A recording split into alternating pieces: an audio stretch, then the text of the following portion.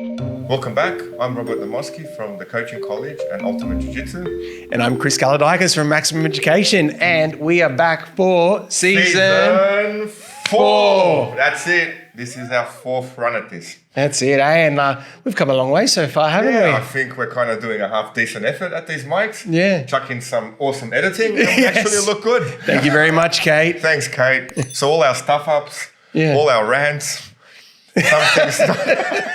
some things that weren't maybe on topic. Yeah. Maybe we can have a bloopers and blunder. Yeah, exactly. It's filling up. That could be its own season. That could be season 6. Maybe after what about 3 episodes, we have a whole season on that. Yeah, exactly. but that's it. But we are back, Rob. Yes. Okay. And look, last season I think went fantastic. You know, we had a theme for that season on about teachers and their journey through. Oh, that was great, and we got to see, you know, the different levels of experience of the teachers. But the one thing that you have to have, health. And this season, that's what we're looking at. Yeah, we're going for a health theme this season, and we have spoken about health in different aspects before, you know, from both a student perspective and also parents of students.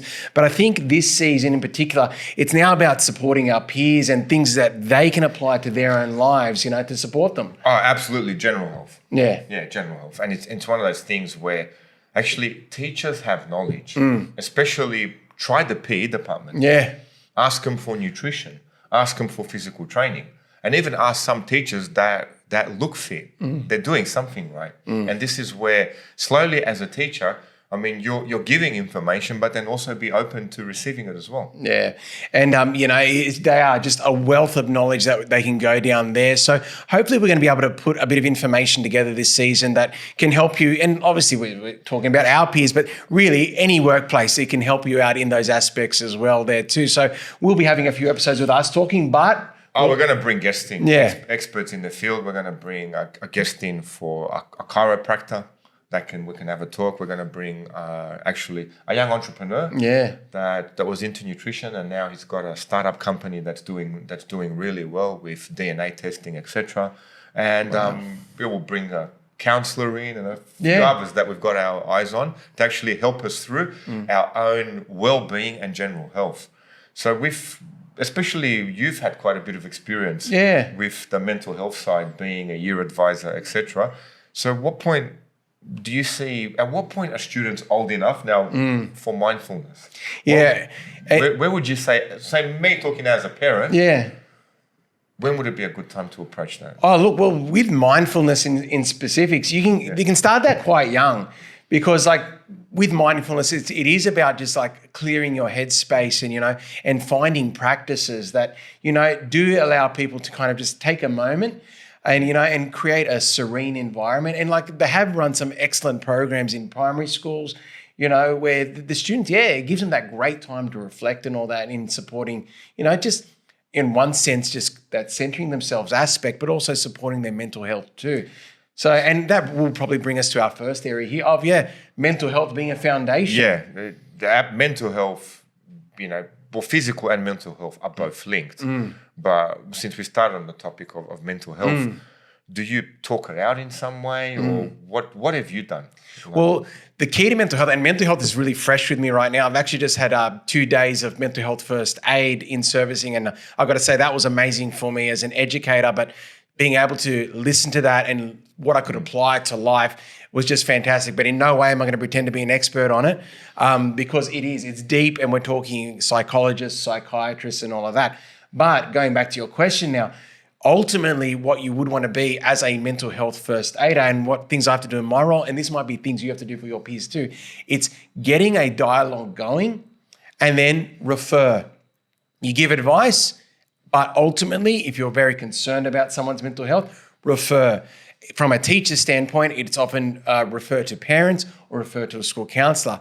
But as said as well, if you're talking to maybe a peer, all right, it might be recommending visiting a GP, or it could be recommending another type of service there too. But referral is key. Actually, at the in-service or our mental health first aid too, they had an acronym, just like with first aid, how we've got doctors A, B, C, D as our acronym for supporting people in that area.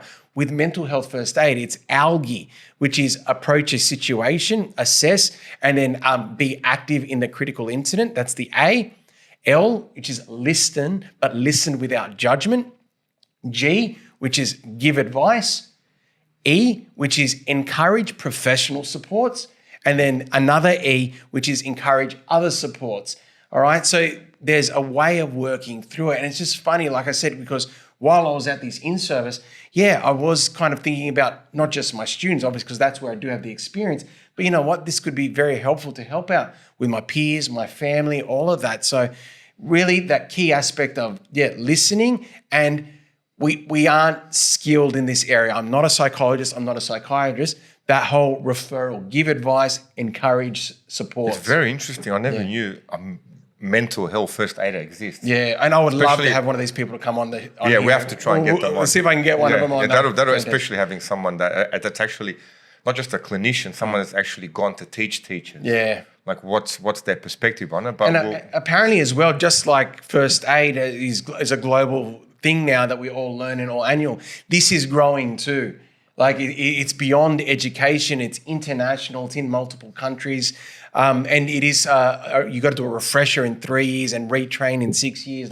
So it actually is an ongoing thing too. Yeah, but that's, let's say a person who's really suffering mental health, and that's obvious. But even just for your own personal mental health isn't something where you need to be at that point of, where you're mentally seeing a psychologist and you're really broken down.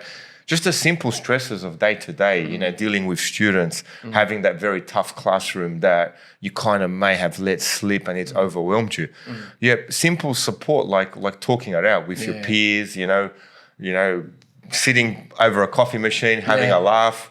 And we brought up the coffee machine a few times, haven't we? And we do have to credit our old boss for getting that coffee machine too. But isn't it funny, and even Kate, we've had a discussion with her before about, her with her tea, and how the drinks bring people together, sitting around and venting. Yeah, especially you can watch his episode, Mr. Simon Gantos. Yeah. And I overheard him in a conversation and he went, this expensive coffee machine that he bought for the school, this has solved a lot of problems that haven't made it to my office. Yeah.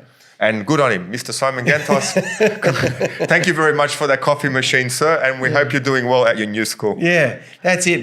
But I'm still enjoying it. Yeah, absolutely. So out there for the principals, invest in a very expensive coffee machine. We're not joking. We're not tongue-in-cheek about that. That is legit. It would solve 40% of your problems with teachers. Yeah, but it is, it's not just that caffeine hit, but sitting down with your peers, talking through over a coffee. Yeah. And I noticed at the school I'm at now, at St. Mary's in St. Mina's, a teacher brought in a big table. Yeah.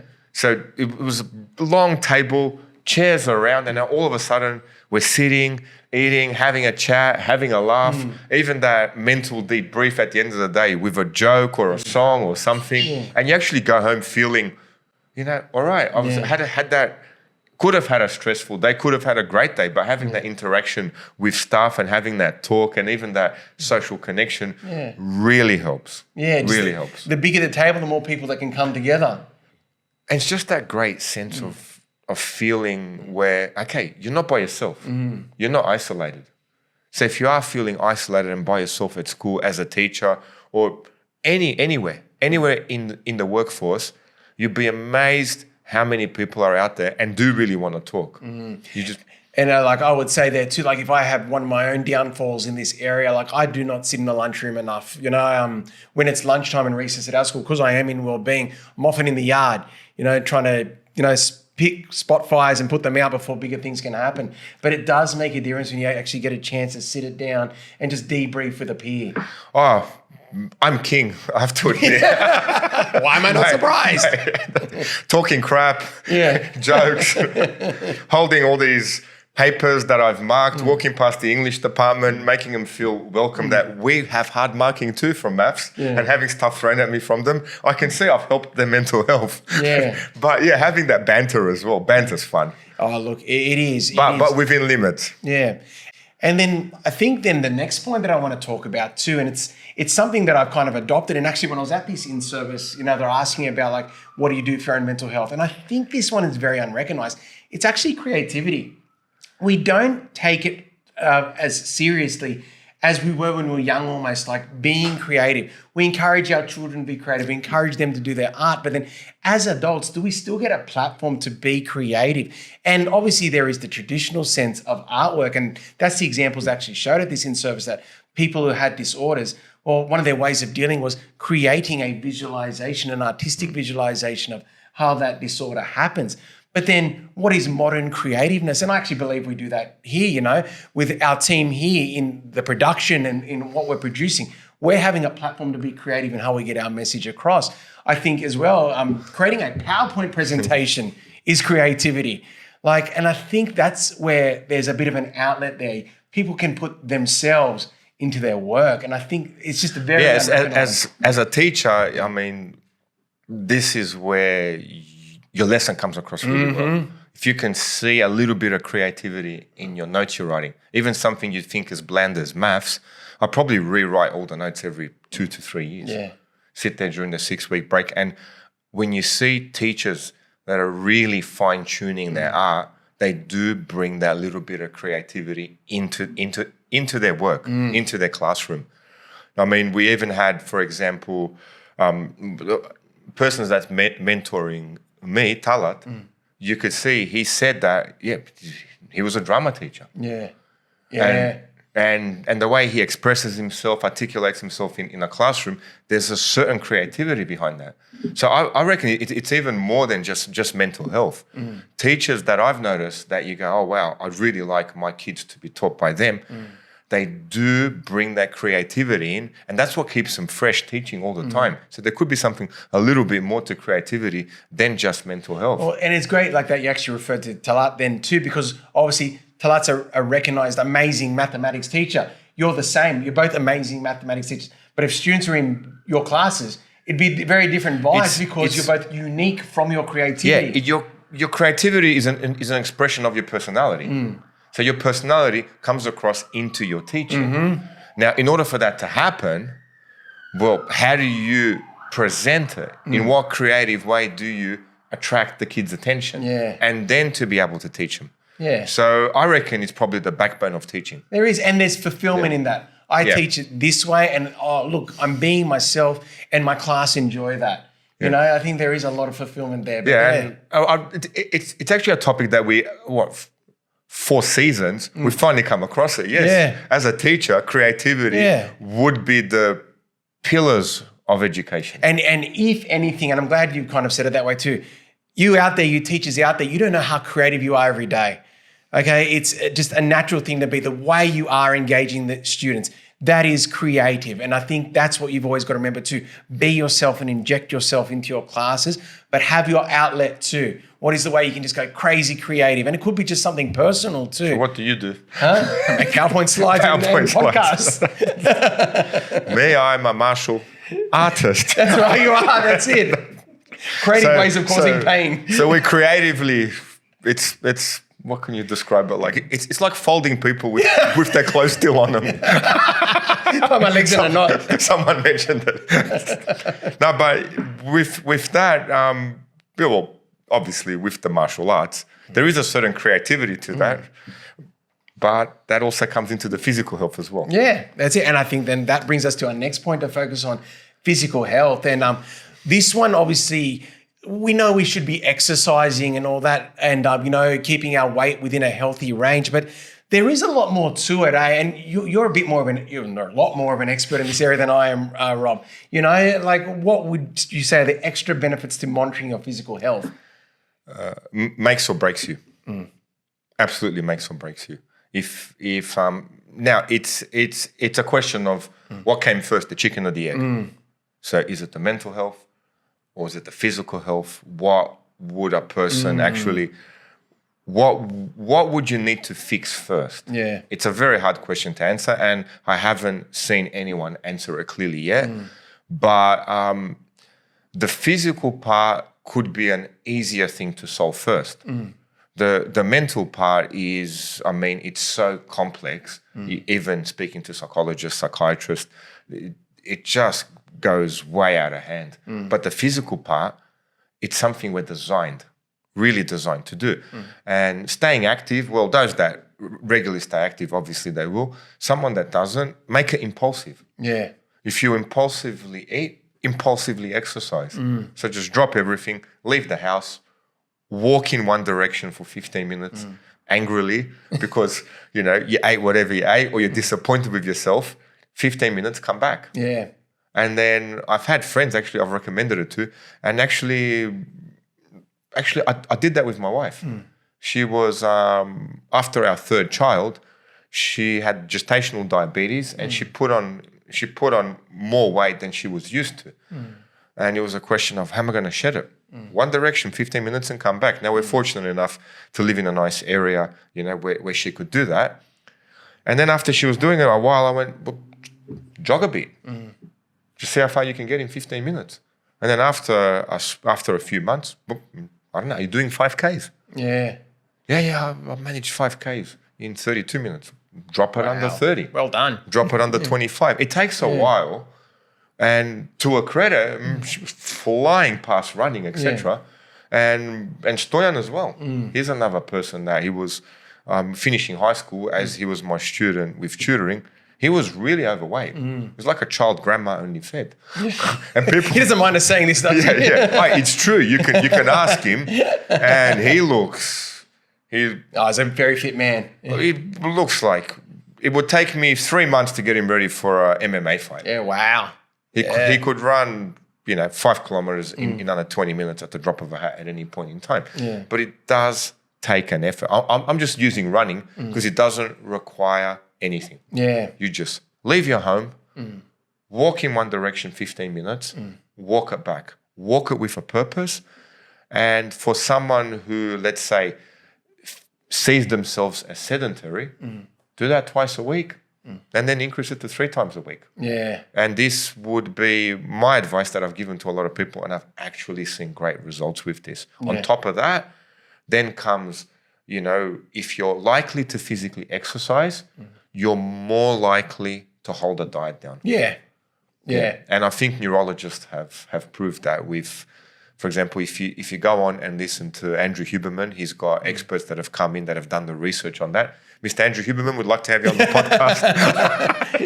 He's one of the top ones if we can get there. Oh God, that'll be like a celebrity right here. But yeah, listen to his podcast. He actually does give you great tips from experts that have done the research. And that goes into as well, eating well, being hydrated, sleep. We've done a whole episode on sleep. You can go back and look at that. And hopefully I did it justice. Fantastic. I was intimidated. I spent a whole month just learning about sleep because there are people out there like Matthew Walker that have spent 20 years researching it. And I think I gave it to you in bite-sized forms. But with myself, I think that was the biggest improvement with me. Yeah. Because I was hitting my mid-40s, and especially the sleep with the, with the iPad. And I, as usual, boys are boys. Before you go to sleep, look at cars you're never going to afford. Scroll through stuff on the internet and go to sleep. Go to bed at 12, wake up at 5:30. I feel great. And I tested it. I went, man, is this true what this guy is going? I couldn't get past 8 chin-ups. Yeah. And I went, all right, I'll do my own scientific experiment. I'll listen to this sleep. I was probably 46, 47 years old.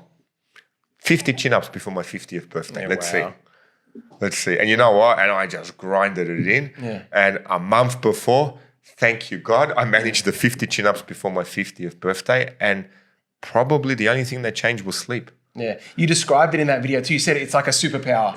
And you'd say I'm aging. Yeah. You shouldn't be getting stronger. Yeah. But it wasn't that fact that I was aging, the fact that I was actually harming myself. Yeah. So, eating well, okay, you could be harming yourself. Not sleeping, definitely. That's the big one you need to address. But from the latest research I've read, actually staying active probably outstripped all of them now. Yeah. They've even looked at people who've been active and actually were not, you wouldn't consider them healthy. Yeah. They smoke, they drank, they kept what you'd seem as an unhealthy lifestyle, but being active, were physically in better condition than people who were sedentary and ate healthy, didn't really move much, etc. And I was having that discussion at jiu-jitsu with the students, and I went, man, you know what? Alarm bells clicked in. I remember my parents saying, oh, such and such down the street, you know, he was an electrician, he was a cement renderer, he retired at 65, and by 70 he was dead. Yeah. And you go, what killed him? Yeah. You know, he worked so hard his whole life. Actually, he just stopped. Yeah. And he wasn't active anymore. Yeah. And it's got to, and be careful with our aging population. You can see them slow down physically. That will absolutely accelerate them slowing down mentally. Yeah, wow. It's something else that I think society needs to really, really take a look at closely. Yeah. And look, it's good with the advice you give too, because you've pulled a lot of your learnings from people who are experts in particular areas. But I think that the challenge in this area, and we've spoken about this in, I think, one of our first videos, is the whole influencer. Yeah, episode 2. Okay, you know, the influencer, that you see this person who online who looks fit and healthy, but then there's a lot happening behind the scenes, and where they're getting their sources of information, like chemical usage, surgery, a lot of that. And I think that's where sometimes we can crush, and then where it can also impact the mental health, like you said, hand in hand, because you're seeing these people, they're beautiful, they're my age, they're older, but they look so great, and I can't do this. But there's more to that, you know. But look, that's something teachers need to address the young. And at the school I'm working at, we have a pastoral care lesson where, you know, we all go through that. But social media is a quick fix, a quick look. And the negative part is you may not look like this person. That's their job. They are non-stop at it. Yeah. If someone turned around and went, Chris, here's $10 million. We're going to make you look like this in 3 years. Yeah. You will look like that in 3 years. If that is all you do, and then obviously then you got to question your mental health on the other side of that. Yeah. But physical health is something everyone should be seriously looking at. Yeah. And I've actually seen the results in front of my eyes. I've seen lives transformed. Yeah. It is. And it's not, you already said, it's not just the exercise, it's the nutrition aspect. And I think it's important to state too that like dieting and losing weight is not always healthy. Like obviously if you want to be in a healthy range, you would have to lose weight to be in that healthy range. But your body needs nutrition, and you've got to feed your body a variety of nutrition, which is obviously an area we're going to go this season.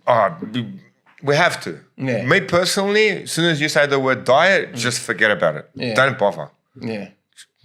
But at some point, you're going to have to stop it. Yeah, that's right. Yeah, like what are you doing this for? Maybe something you want to look good for a wedding day or somewhere, you know, like a bride wants to trim down a little bit, groom wants to trim down a little bit, you know, and they may starve themselves and et cetera, you know.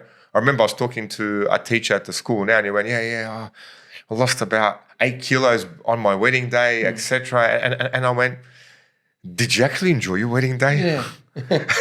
Like losing 8 kilos in a month to look good for a photographer. Now, of course, you know, it has its benefits. I mean, it's a very important day for you. But then on the other hand, I mean, how did you feel? Yeah. So diet, unless it's for something like this, I understand. Yeah.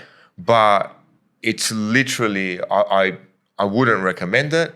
I'd go see something like a dietitian, some professional that can monitor you, that can actually show you a lifestyle change. Yeah. So usually a better word would be an actual, you know, lifestyle change. Lifestyle change means the mental health, the physical health. The physical health is, you know, you're being active, you know, not eating the right foods, just don't eat a certain type of foods. You know, if you avoid certain type of foods, everything else, I'm sure you'll be fine. You know, and then obviously we had the one with sleep. Yeah. And these things are covered well. There's many podcasts that do that. But how can we get there? So someone's suffering, or you just can't seem to get there. Well, maybe look at your social health. Yeah. And we already kind of touched on that right at the beginning, when you mentioned that table and we mentioned the coffee machine. But we've got to realize by our nature as people, we're built to interact, aren't we? We have to. Yeah. Have to. Yeah. Like, we are social creatures. Yeah. Doesn't matter how someone would say, oh, I'm a loner. Yeah. That's not a good thing. No. Yeah. No. And so I guess that's another avenue too. And, the more we talk about, the more things are overlapping. What can you be doing in your life that engages you socially with others? And obviously, we mentioned at work, but what are you doing outside of work? Okay, we devote time to our family. And some people are lucky, very full table at home. All right, but then what about those who don't have a full table? And even if you do have a family, do you still have a social outlet from there too? Are you able to go and play on a sporting team, which then connects both socialization and also, your physical health too? So it's multi-layered there, but we need to be working together. And we even mentioned too, when we work on projects, the most successful projects is when you work as a team, because you're communicating, you're working as a team. There's shared joy associated with that because you've succeeded as a team. Those aspects are foundations of human nature, that we are communities working together. And I think that's an incredibly important aspect too, that you've got to have a network behind you. It takes a village, doesn't it? Well, you're at school. There's your network. Yeah. But it's one network. It's one network. That network opens a whole field of networks. Yeah. I mean, just in your department, and Angelo, I am going to learn golf, please. I've got a teacher. Yeah. I consider him a good friend that's going to teach me to play golf. And I promised him. Yeah. I've got to find the time, and I will. And there you go. Yeah. Through the teachers around you, there's a network. Yeah. You are called out to socialize with those teachers. They become your friends. Yeah. They introduce you to other things you may be interested in. I had a young man from the school join my jiu-jitsu class. Yeah, wow.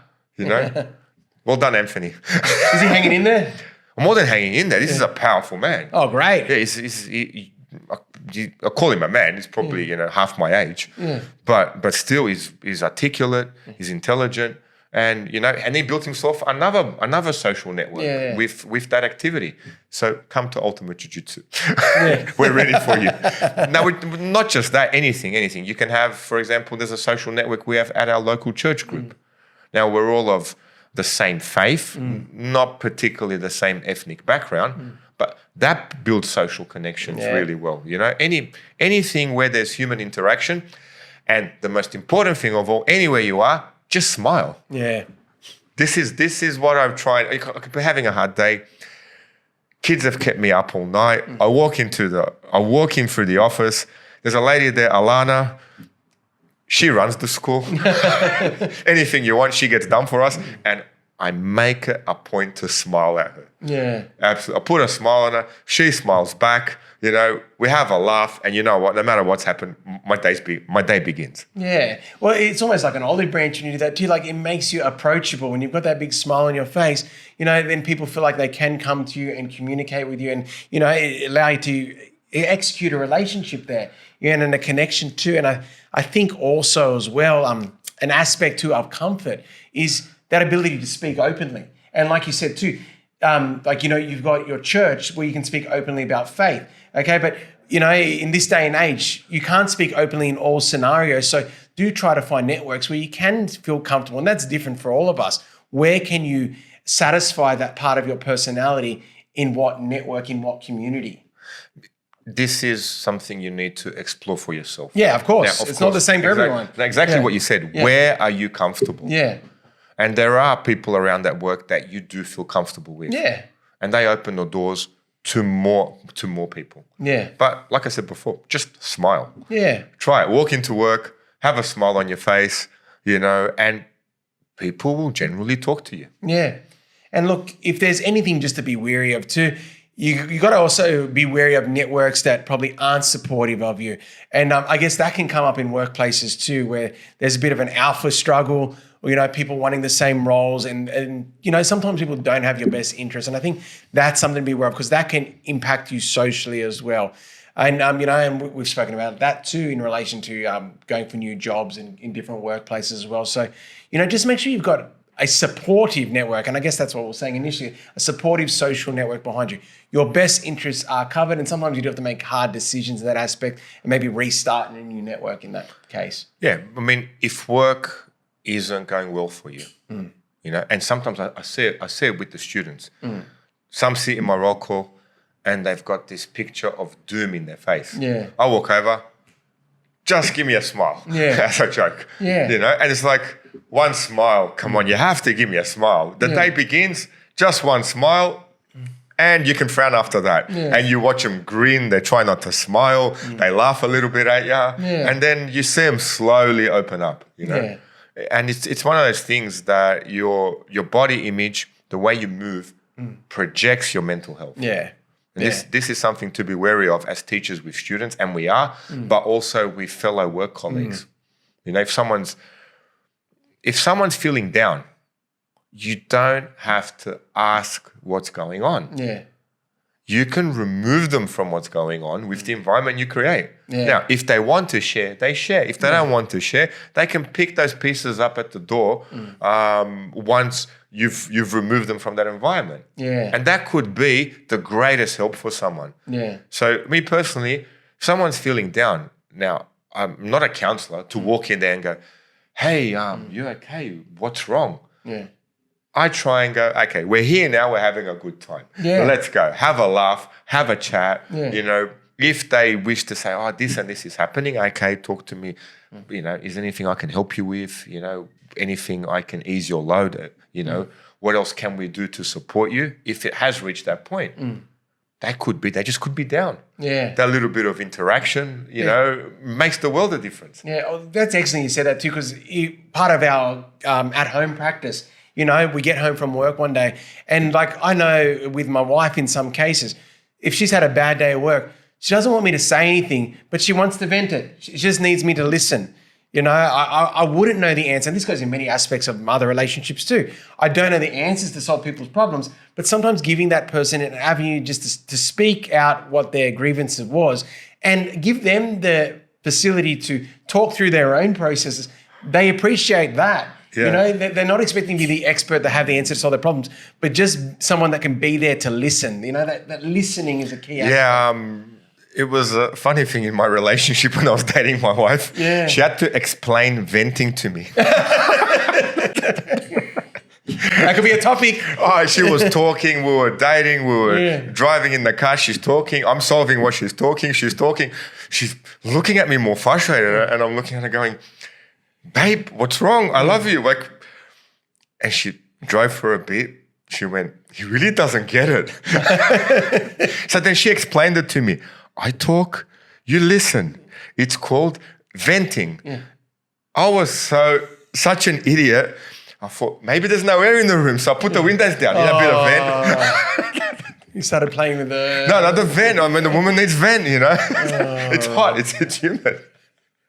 So if you've got a husband, someone you love, explain to them clearly what you need. Yeah. What is venting? Yes. And to her credit and her high level of intelligence, she looked at this me head and went, okay, venting is bam, bam, bam, bam, bam, bam, bam. And I'm like, okay, got it. Begin. There you go. Look, what a great experience that led That was a hell of an experience. Look, that's excellent, and we take it for granted that sometimes think that, and we don't have to solve all the world's problems, do we, No, you cannot be careful of trying to solve someone's problems. Yeah. They're not coming to you to solve their problems. Yeah. They're coming to you to hang out. Yeah. Be a friend. Yeah. Relax. Unload. Yeah. As teachers, we talk a lot of crap in the classroom. Yeah. You can joke a lot. You can, walk past the department, and I've been quite known for this. Bite a little bit, see what happens. Yeah. Because it keeps us real. It kind of just takes us down a few pegs and realize, we're human creatures. You need to laugh. You need to let loose every now and then. It's good. This is what keeps the job fun. Yeah. And actually, we had a really good new staff member come in. Yeah. This man is probably mid-60s, used to be a professional soccer referee. Oh, wow. Done his master's in physics, etc. Soon as he walked in, he smiles, throws a few jokes. I go, sir, you are the right type of madness for us. He fit right in. He fit right. Man, within a week, we were like, oh God, this guy's perfect. You know, and he joined the science team. So thank you again, St. Mary's and St. Minas, for finding him. Yeah, no, that's excellent. And look, this will then bring us, I guess, to our last point then. And this last one, I reckon, and you know, we've discussed, is spiritual health. Now, that can mean quite a few things. Now, obviously, faith-based spiritual health, you know, going to church, being involved in the community, social justice and those aspects too. But then also the different beliefs that are out there, okay? The meditation, grounding yourself. How do you center yourself? And whatever allows you to kind of find who you are and what is your meaning. You know, whatever that process is for you that allows you to really delve deep into yourself and know who you are. I think that is an important aspect of health that needs to be looked at too. That takes a lifetime of work. Oh, it does. It's ongoing. It's a life's journey. It's a life's journey, and it is something that take it slowly, take it in strides. You know, I know with myself, my spiritual health is Orthodox Christianity. You know, it's embedded in every aspect of our lives. I'm talking with my wife, my family, now the school that I work at, you know, with my kids. And when I see people, you know, come to church, I literally go, slow, steady, take your time with it. There's no rush in any sort of spiritual health. And it's not something that has a beginning and an end. You go, yep, I'm healthy now. I mean, we're spiritual beings. Yes. We're humans, you know. From my perspective, God created us this way. God created us spiritual beings. And now it's up to us to find that journey. Yeah. And that, you know, it is the greatest journey in life, you know. What is your purpose? And then what can help you find that purpose? And it's funny because you go on many different types of spiritual journeys throughout life. And in many aspects too, like, you know, obviously professionally, you know, you'll discover things about yourself too. But how much do you learn from entering family life? And for me, that's where a lot of my spirituality came about too. You know, the process of, you know, finding love and getting married. But then childbirth, and obviously I didn't deliver, but you know. Were you okay with it? Yeah. Everyone asks if the woman's okay. No one asks if the man's okay. I survived okay. You survived? But, me too. It was hard, but I managed. That's okay. But you know, that whole miracle too, and you know, seeing the beginning of life, and then you know, obviously situations where you're seeing the end of life too, and you know, just balancing that out and acknowledging the mental toll that can come from it. Times when we do feel lost in life, and there are many times we will feel lost in life, no matter how good it seems like life is going. The juggling aspect of life. Sometimes it's the spiritual side that will help us find a direction. I totally agree with that. Yeah. I'm obviously I'm a practicing Orthodox Christian, so the spiritual health and my spiritual life is the foundations of my framework. Yeah. Now, do I go around and preach it to people? No. But if someone asks me, well, that builds, from those foundations, builds the person that I am.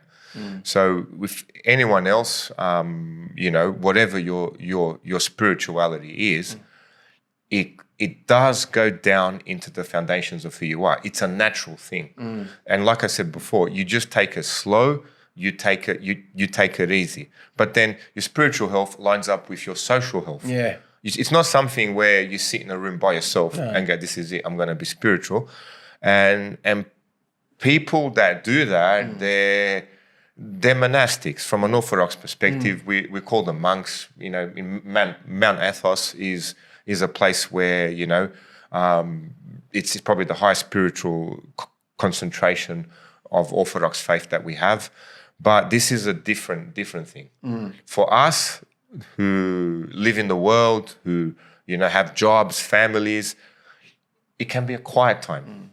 Just a quiet time to reflect on yourself, 5 minutes before a class starts, you know, getting to the room a little bit earlier. If you've been having a hard day, get to the room a little bit earlier, set yourself up, sit in a quiet spot, and whatever it is spirituality for you, just reflect on that. Could be a way to go. Yeah, so true, Rob. And I actually like the way you linked it to the socialization. In fact, the whole way you kind of said that previous point that, your spirituality is yours and you share that with your community. But yeah, I think conflict comes in that area, and it's obviously a touchy area to talk about sometimes too, because when we try to then flex it on other faiths, beliefs, and all that, and that we shouldn't be going that avenue.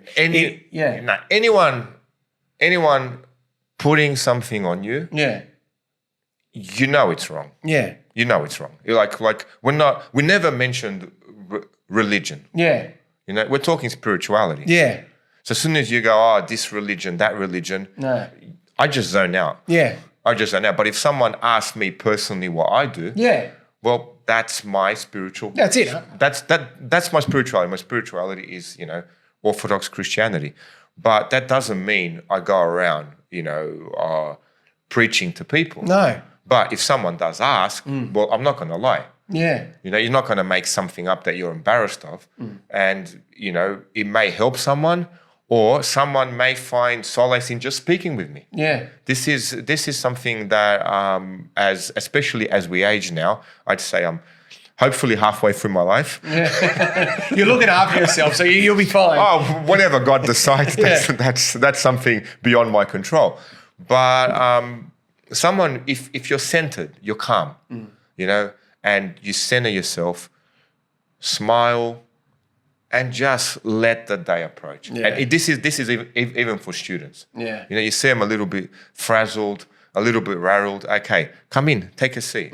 And just a general conversation with them can go something like, okay, man, it's just too much conflict here for you at this school. Just relax in class, watch, let someone else get in trouble. Yeah. Yeah. And it actually worked a bit. It was just something I came up with. And the student actually went, come up to me, sir, it worked. I watched them and they got a detention. Okay, it felt good, eh? It's like a Jedi power. Yeah. Especially the homeroom I had. Yeah. A bunch of Year 9 boys. That was so much fun. And the teacher, Sonia, the year coordinator, goes, do you mind having him? No problem. And at the end of the day, it's through the spirituality, how can you get across to this person? Yeah. Yeah. But like I said, everyone's got their own personal journey. Yeah. And slow and steady, yeah. Accept that it is your own personal journey, and we are of the same faith. Yeah. Okay. But obviously very different journeys. Different experiences that form our faith. You're much more active than I am. No way am I going to compare to. It doesn't mean I'm a better person. I just need more confession. No, that's it. But nor do you flex that on me too. No. And I think that's important too. We're all on our own journey there, no matter what you believe too. But just an acknowledgement to satisfy your own spirit, and what things do you do for that too? Whether it is going to church, meditation, yoga, nature walks. There's a whole variety there that you could be doing, but helping you find your fulfillment, your passage, and enjoying the life journey. Yeah. And that actually comes to, you're alive. Yeah. Live with intent. Yeah. Whatever you do it now. Now at this point in time, we're doing a podcast. Yeah, that's it. I could have had to set 4 exams. I've got marking up to my neck, etc. Wasn't feeling well a few days. Couldn't miss out on school because I knew if I did, then I have to pick up the pieces after. But at this point in time, we're talking. We're here. It's Friday night. I'm sure you'd love to be resting. Heaps of it related to that there too. Actually, I really enjoyed this on a Friday night. I have to admit. It's our social. Yeah, there you go. Me and Chris created our own social outlet. Yeah. With creativity. That's it, and that's what it's all about there too, okay? So seeing the way, hopefully by the way we've spoken about it, it's great the way you said it then, you see how they all overlap, okay? They all come, you be creative, it supports your mental health. You get outside and go for a walk, clears your mind, supports your spirituality, supports your health. So they are kind of going in tangents. So we will kind of focus on over these next few weeks. Yeah. We'll talk about these independently, and we will try to bring in experts in different areas. We'll bring in experts in different areas, non-teachers this time, and actually to help us all.